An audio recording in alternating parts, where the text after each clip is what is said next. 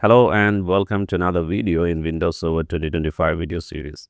In this video, we are going to start with the create cluster. So in the last video, we saw how to validate a cluster configuration and we got a successful report. So this video is about create a cluster.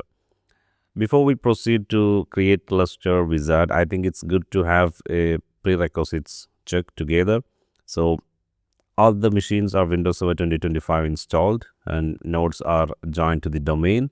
And also I have a shared storage setup that is SCSI connected to all the Hyper-V host. Then a static IP address, which I think we didn't discuss about it.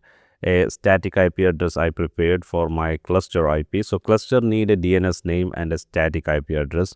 So this is prepared. Once we complete the cluster creation, we will configure it and I will show you how to do that. Then that's it. So let's see how to do this.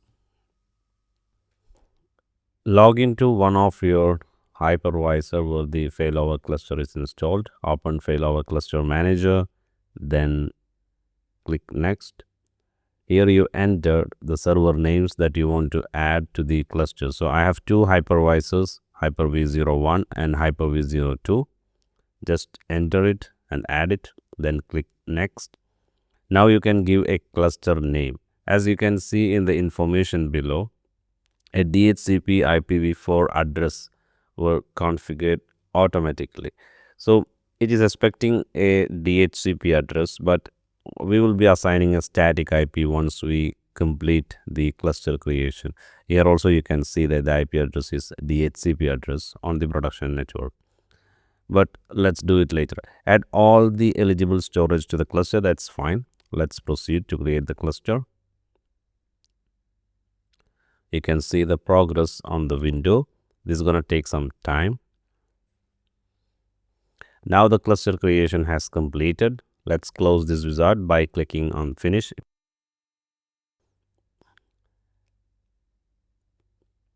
Now the cluster is offline because I have a DHCP issue. So I want to assign an IP address to this cluster. So I will show you how to do that. For that, just expand the Hyper-V cluster. Then you're going to see in the home page of this cluster, click on the cluster name.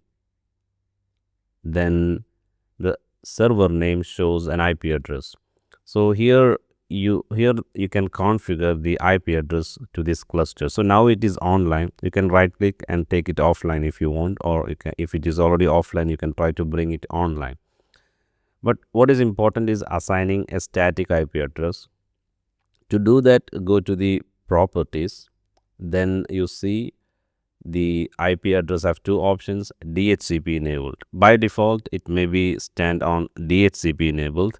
So you can change it to the static IP address. Then you can configure the static IP address. And you see the network.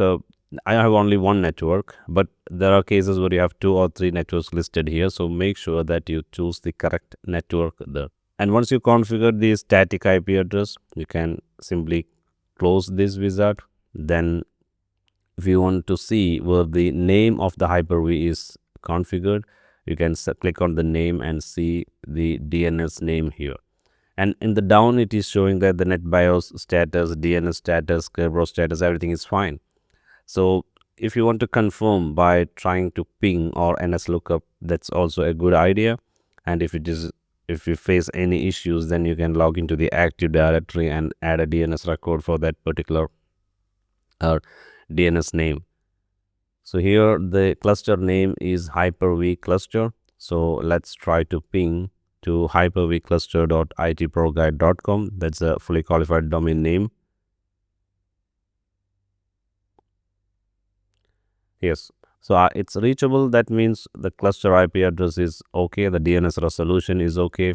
And now the cluster is online. Let's see the other options here in failover cluster. These are the disks available.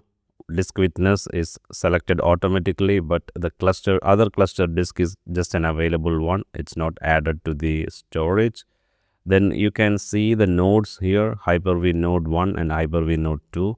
There is no roles configured at the moment. So that is the quick summary. Then we have only one network, that is cluster and client network. And these are the critical errors or informations that you will see related to the cluster event. Thank you for watching this video. In this video, we saw how to create a cluster, but there are other steps to do before you proceed to create a virtual machine on top of it, like adding roles to the failover cluster, adding a disk to the failover cluster. So in the coming videos, we will be doing that. Then we proceed to start actual workloads on top of the failover cluster. See you in the next one.